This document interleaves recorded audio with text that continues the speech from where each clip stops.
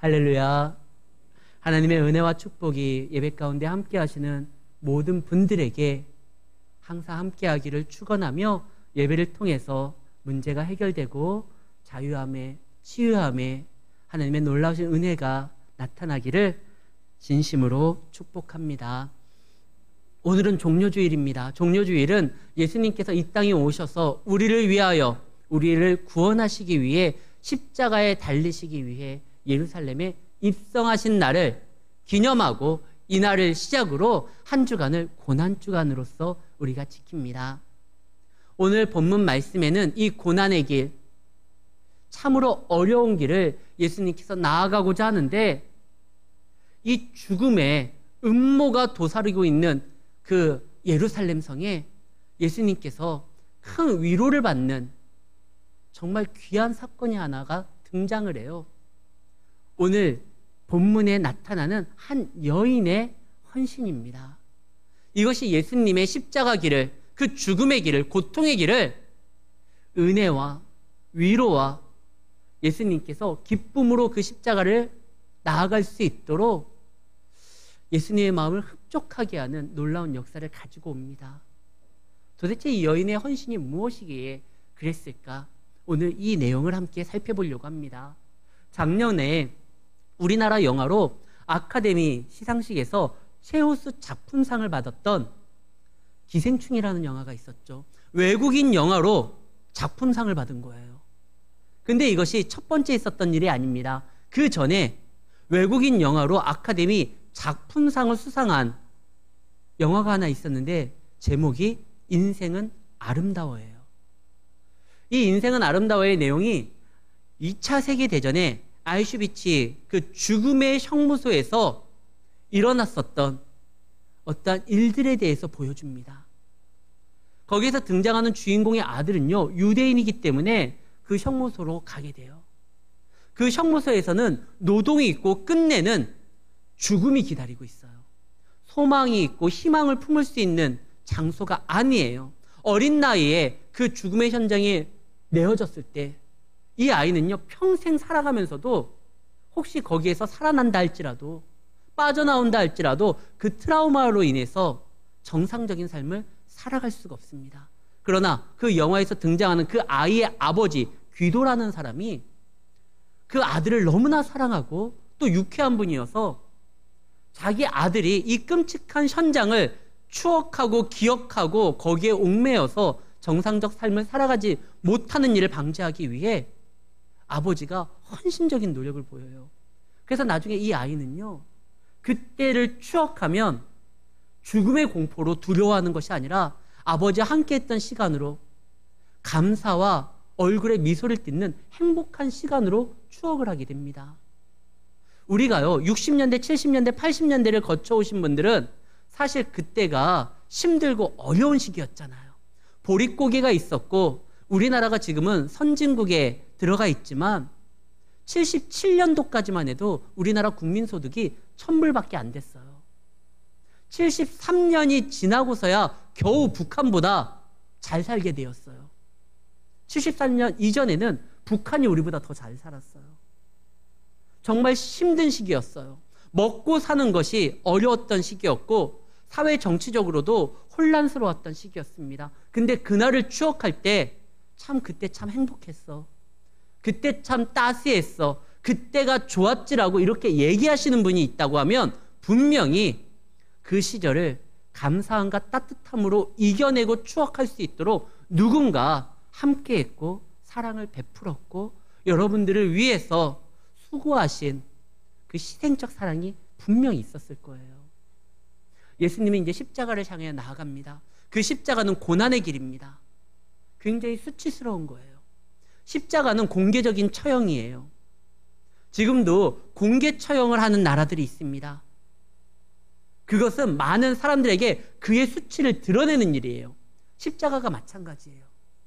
비참하고 그를 수치스럽게 만드는 정말 처절하고 아픈 죽음의 자리입니다.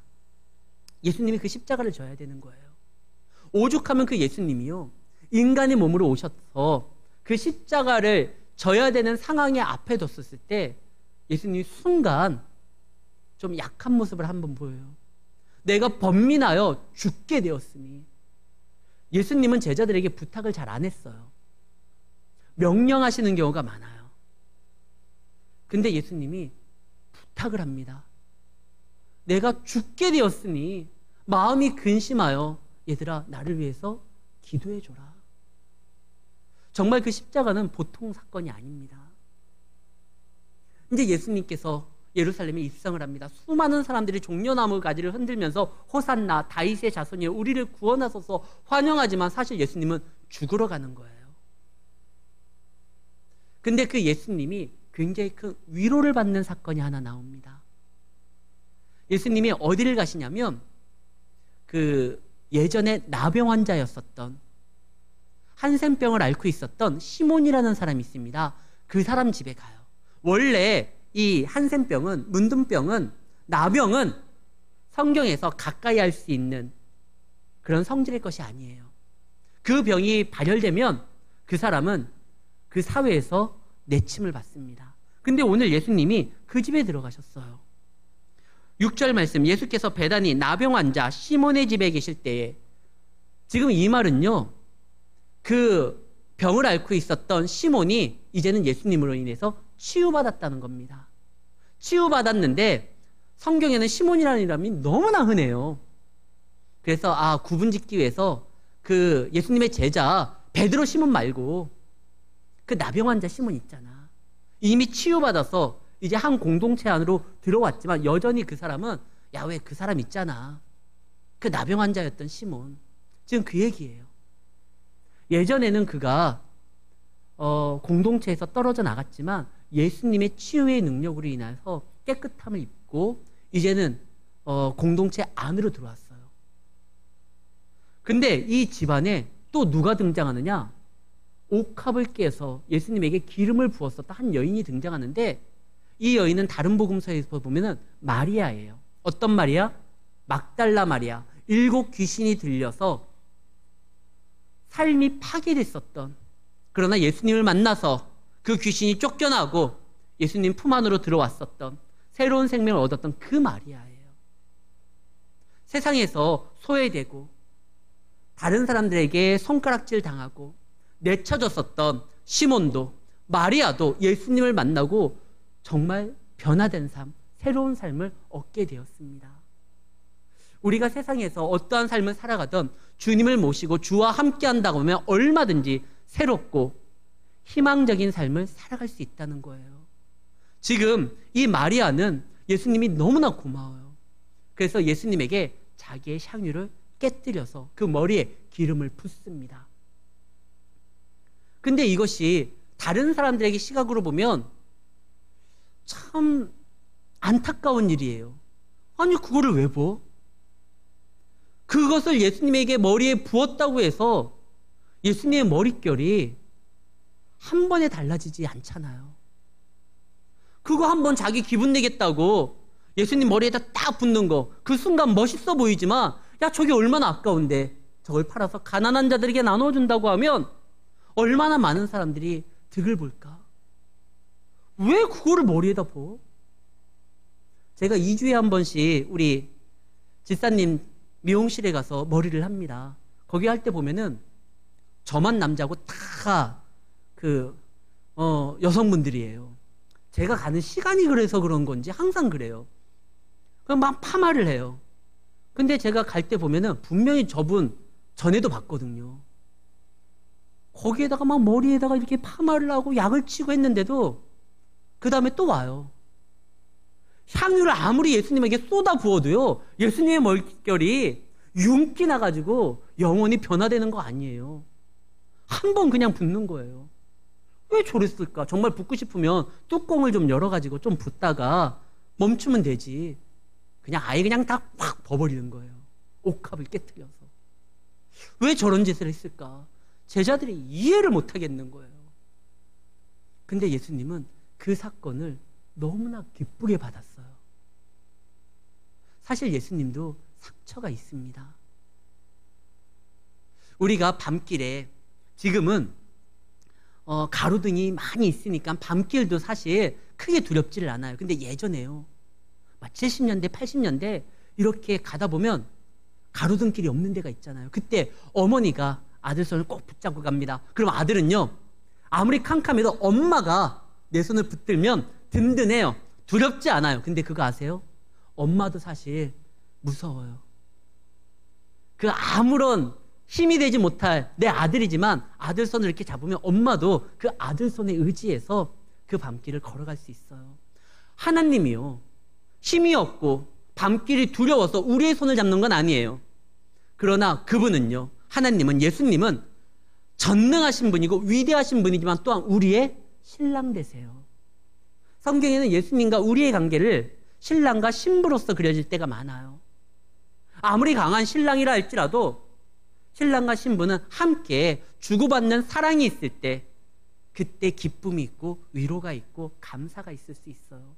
예수님은 다 하실 수 있지만 예수님도 때로는 제자들의 기도를 좀 도움받기를 원했어요. 그의 아픔을 누군가가 좀 헤아려 주면 내가 아무리 큰 능력이 있고 모든 일을 감당할 수 있지만 내 사랑에 반응하는 한 사람의 감사와 희생과 헌신과 수고가 예수님에게 큰 위로가 될 수 있었던 거예요. 예수님은 진작에 이제 곧 자기가 제사장들과 그 종교 지도자들의 모함으로 인하여 십자가에 달려 죽을 거라는 걸 아셨어요. 사실 이 땅에 오신 이유가 죽으러 오신 거잖아요. 우리를 구원하시기 위해서.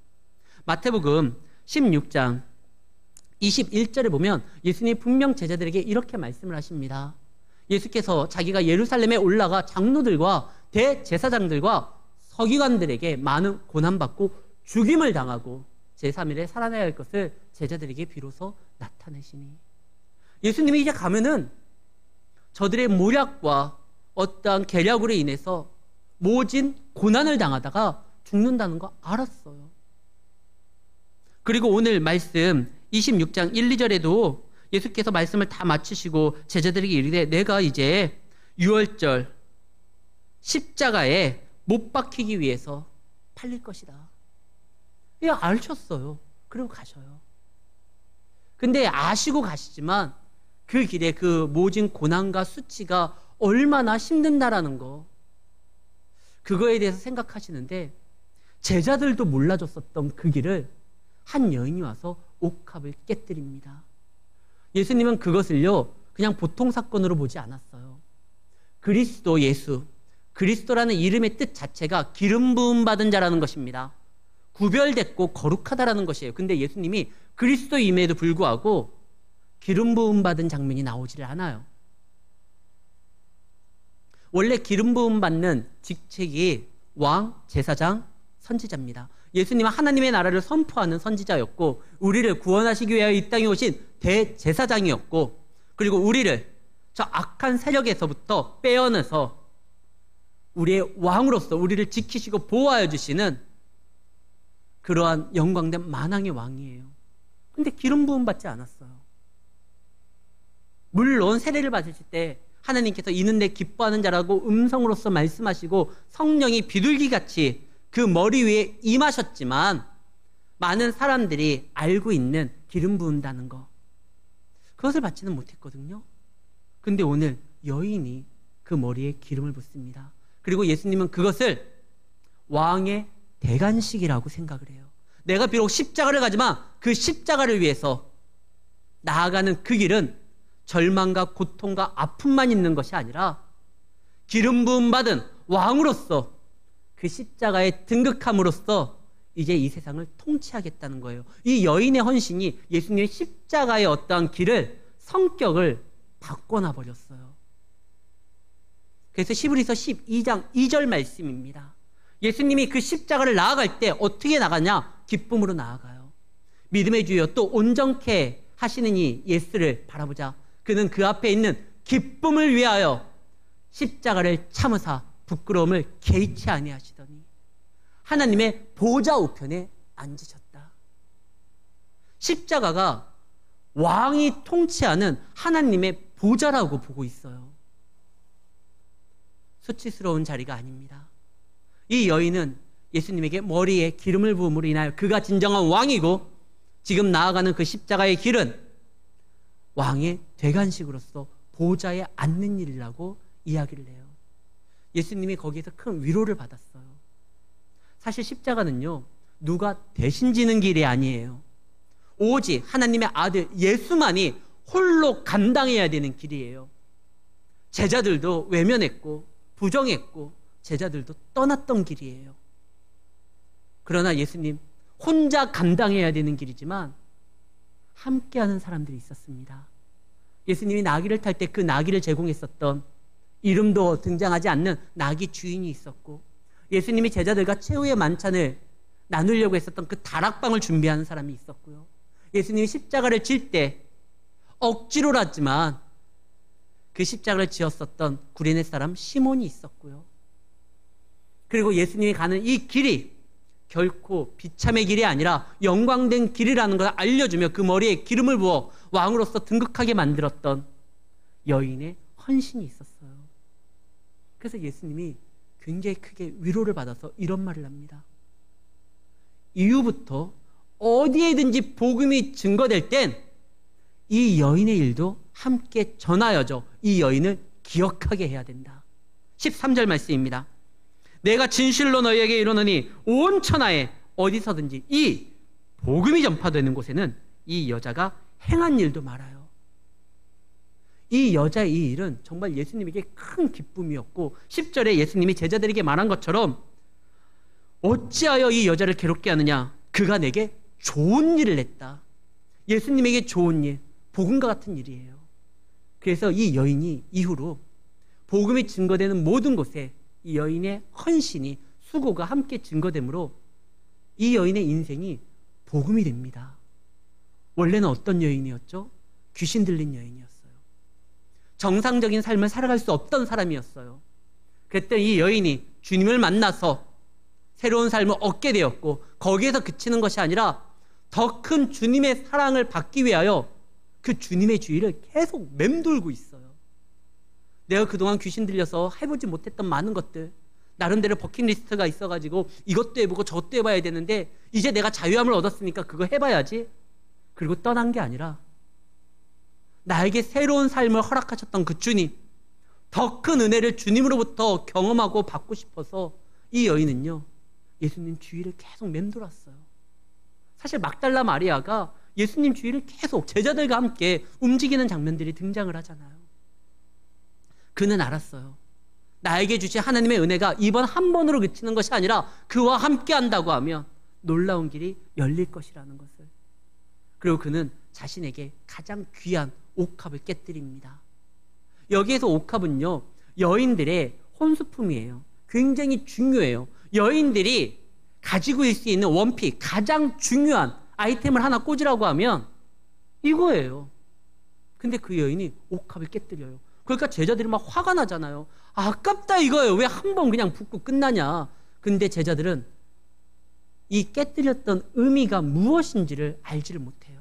물론 이 여자도요, 자기가 옥합을 깨뜨려가지고 예수님 머리에 부은 것이 이것이 왕의 등극식을 위한다는 거 그거 잘 이해하지 못하고 그냥 깨뜨렸어요. 이 여인은 주님이 너무나 고맙고 자기에게 주님이 너무나 존귀한 분이라는 것을 인정하고 그것을 표현하기 위해서 그걸 깨뜨린 거거든요. 근데 예수님이 재해석해요. 이것은 내게 굉장히 좋은 일이다. 나를 위로하는 일이다. 내가 가는 이 길의 성격을 바꾸고 나에게 큰 기쁨이 되는 일이다. 그래서 이제 이 여인에 대해서 예수님이 얘기하시는데 이 제자들이요, 맞아요. 이 제자들의 이야기도 이것을 팔아가지고 가난한 사람들에게 도움을 주면 많은 사람들을 위로할 수 있었을 거예요. 근데 예수님이 뭐라고 하죠? 가난한 사람을 돕는 게 나쁘다라고 말하지 않습니다. 그들을 도와라. 그들은 너희와 항상 함께하고 기회가 있다. 근데 지금 이 여인은 지금 이 순간 할 수 있는 가장 존귀한 일을 한 것이다. 우리가 하나님 앞에 나와서 그분 앞에 드리는 거, 세상적 논리로 보면 한심한 일이에요.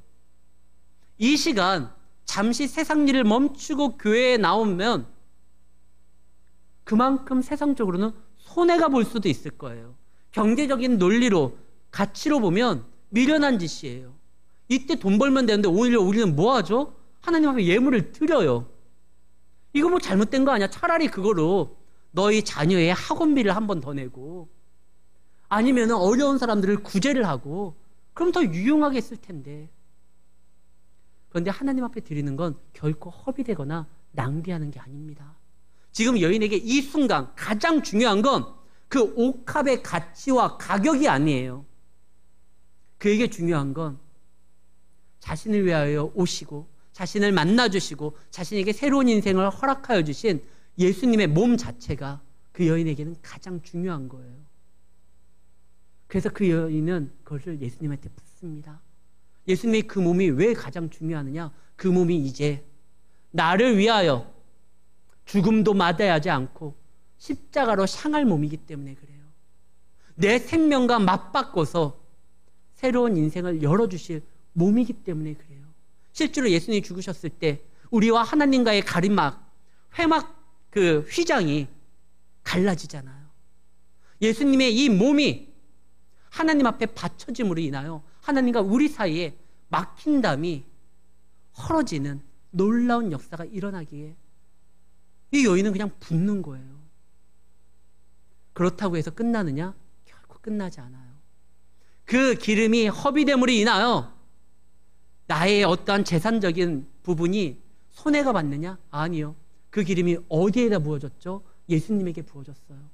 온 인류가 구원받을 수 있는 놀라운 선물이 그들 가운데 임해졌을 뿐만 아니라 이 여인의 삶은요, 보통 존귀한 삶이 아닙니다. 예전에 귀신 들린 여자가 이제는 예수의 길을 예비했었고 예수의 십자가의 길에 전혀 새로운 해석을 세상에게 가지고 왔을 뿐만 아니라 예수님이 얼마나 큰 위로를 받았는지 예수님이 이걸로 인해서 놀라운 사랑의 고백도 합니다. 지금 우리가 보는 것이 마태복음 26장이잖아요. 26장 전체에서 보면 예수님이요, 제자들에게 이런 고백을 해요.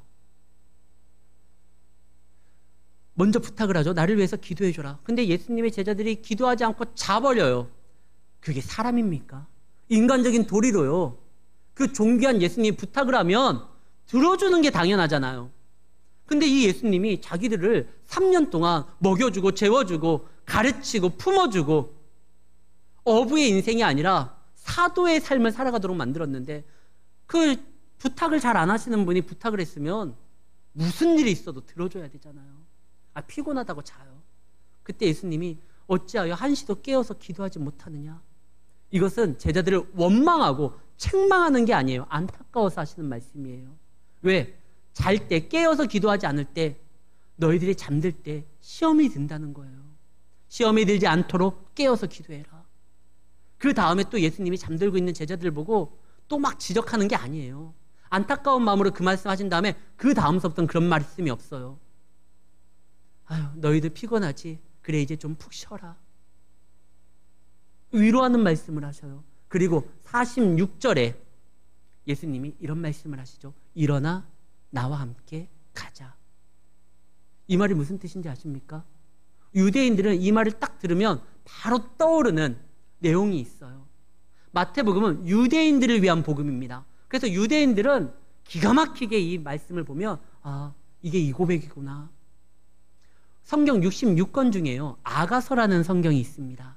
이 아가서에서는 솔로몬이 술라미 여인과 사랑의 대화를 나누는 이야기들이 나와요. 그것을 교회와 예수님의 사랑에 대해서 나타나는 표현으로서 우리는 봤습니다. 근데 그때요, 솔로몬이 했었던, 사랑하는 그 여인에게 있었던 가장 아름다운 말이 일어나 함께 가자예요. 일어나 함께 가자. 예수님은요, 이제 겟세마네 동산에서 곧 장로들이 보낸, 대제사장들이 보낸, 서기관들이 보낸 사람에 의해서 체포되고 빌라도의 법정에서 매질을 당하고 이제 곧 십자가에 달려 죽으실 것입니다. 마음에 여유가 있을 수가 없는 상황인데도 예수님이 제자들에게 사랑의 세레나다를 불러요. 일어나 함께 가자. 나와 함께 하자. 이것이 가능했었던 건 기도하는 중에 하나님께서 그를 위로하시고 힘을 주셨지만 또 하나요, 내가 구원해야 될 저 사람들, 나의 사랑을 몰라주고 내 제자들도 이해하지 못했는데 그래도 그것을 이해하고 사랑으로서 고백하는 이 여인 같은, 그리고 하나님 앞에 치유함을 받고 자신의 집을 내어주는데 인색하지 않았었던 그 시몬과 같은 사람, 나귀를 주었던, 자신의 길에 대신할 수는 없지만 함께 해주는 그런 사람들이 있었기에 예수님의 마음은 가난하지가 않았어요. 다시 한번 그는 사랑에 이렇게 빈약함으로 인하여 사랑을 주고 나눌 수 없는 그러한 모습이 아니라 넘치는 사랑으로 제자들에게 다시 한번 말합니다. 일어나 나와 함께 가자. 그래서 그들이 같이 가는 거예요. 사랑하는 성도 여러분, 예수님은요, 우리를 구원하시려 오셨습니다. 그리고 그것을 이루셨어요. 그런데 구원받은 우리가, 그 사랑을 받은 우리가 이제는요, 그 예수님의 그 짝사랑을 이제는 함께 나눌 수 있는 귀한 사랑으로서 만들 의무와 책임이 있다는 것입니다. 주님만이 우리를 사랑하는 것이 아니라 우리도 주님을 사랑한다고 고백하며 그분을 위로해 줘야 돼요. 근데 오늘 말씀을 잘 보십시오. 이 예수님이 나아가시는데 제사장들이 이런 말을 합니다. 4절, 5절 말씀에 보면 예수를 흉계로 잡아 죽이려고 의논해요. 그리고 말하기를 밀란이 날까봐 명절에는, 6월절에는 하지 말자, 이렇게 말을 해요.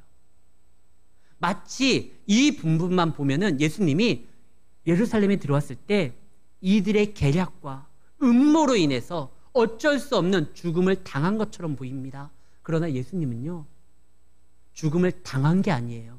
하나님의 뜻을 이루기 위해서 스스로 순종함으로 이 일을 완성합니다. 이 죽이려고 했던 사람들, 그들의 목적대로 예수님이 죽었잖아요. 그러나 그들의 목적은 뭐죠? 6월절에는 하지 말자는 거예요. 근데 예수님은 6월절 어린 양으로 스스로 그날 죽으십니다. 사실 이 모든 예수님의 죽음의 과정에 그들이 움직인 것처럼 보이지만 아니요. 이 모든 역사의 주도는, 주도권은 누가 잡고 있느냐? 예수님이 잡고 있어요. 아무리 그들이 6월절에는 안 죽이고 다른 날 죽이려고 한다 할지라도 예수님은 6월절 어린 양으로 그날 달리셔요. 이것이 시사하는 바가 뭐냐면 하나님께서 우리에게 어떠한 일을 작정하신다고 하면 세상에 어떠한 음모와 계략이 난무하다 할지라도 우리를 향한 그분의 뜻은 그분의 주도 아래서 반드시 이루어진다는 사실을 기억하셔야 됩니다. 하나님은 여러분들을 사랑하십니다. 그리고 여러분들을 당신의 자녀로서 만들고 그분의 분량에 이르겠도록 만든 다음에 당신의 존귀함을 나눠주려고 합니다. 그러면 세상에 어떠한 음모가 도사린다 할지라도 하나님은 이것을 해낼 수 있는 능력도 있고 하나님은 자신감이 있는 거예요. 내가 보호하는 내 자녀들 내가 지킬 것이다. 6월절 어린 양으로서 저들의 음모가 난무하는 가운데서도 당신의 온전한 뜻을 이루셨던 그 예수님, 지금 2000년이 지났지만 오늘날에도 예수님은 여러분들을 향한 일들을 6월절 어린 양으로서 감당하시면서 여러분들을 지키실 것입니다. 보면 세상 사람들이 다 가진 것 같잖아요. 이때 당시에 제사장과 장로들과 서기관들은요, 명예도 있었고 지위도 있었고 능력도 있었고 권세도 있었고 재물도 있었어요. 세상이 존귀하다고 하는 모든 것들을 그들은 다 가지고 있었어요. 그러나 하나님 앞에 인정된 삶은 살아갈 수가 없었습니다. 왜냐하면 그들은 기도할 수 없었고 진리를 받아들일 수가 없었거든요. 그들은 기도하는 집을 강도의 소굴로 만들었습니다. 그들은 예수님이 왔는데 그분을 받아들이지 않았어요. 그분을 받아들인 건 오늘 본문에서는 문둥병 환자였었던, 나병 환자였었던 시몬이었고 마리아였습니다. 귀신 들렸던. 그들은 예수님을 받아들였을 때 세상과는 비교가 되지 않는 위치에 있지만 제사장들보다 더 존귀한 삶을 살아갈 수 있었고 예수님 앞에 나아가서 그분의 음성을 듣고 기도할 수 있었기에 더 아름다운 인생을 살아갈 수 있었습니다. 사랑하는 성도 여러분, 이 세상에 가치를 쫓아 움직이는 삶을 살아가지 마시고 하나님이 원하시는 방향으로 나아가신다고 하면 하나님께서 채워주시는 것이 우리가 세상으로서 쌓는 것보다 우리의 삶을 더 만족하게 하며 더 감사하게 만들 수가 있다는 사실을 기억하시기를 바랍니다. 주를 위하여 바치는 거, 주를 위하여 바치는 인생과 시간 결코 낭비되는 것이 아니라 가장 아름다운 주와 함께 나아가는 존귀한 삶으로서의 입성이라는 것을 기억하시고, 유월절 어린 양이신 우리를 구원하시기 위하여 세상의 그 어떠한 계략도 물리치시고 당신의 뜻을 온전히 이루기 위하여 묵묵히 그 길을 달려가셨던 그 주님과 함께 살아가는 우리 성도님들 되셔서 이번 고난주간도 믿음으로 승리하여 다음 주 부활주일날 영광된 그분과 함께 찬양의 노래를 부르는 성도의 삶이 될 수 있기를 예수의 이름으로 축원합니다.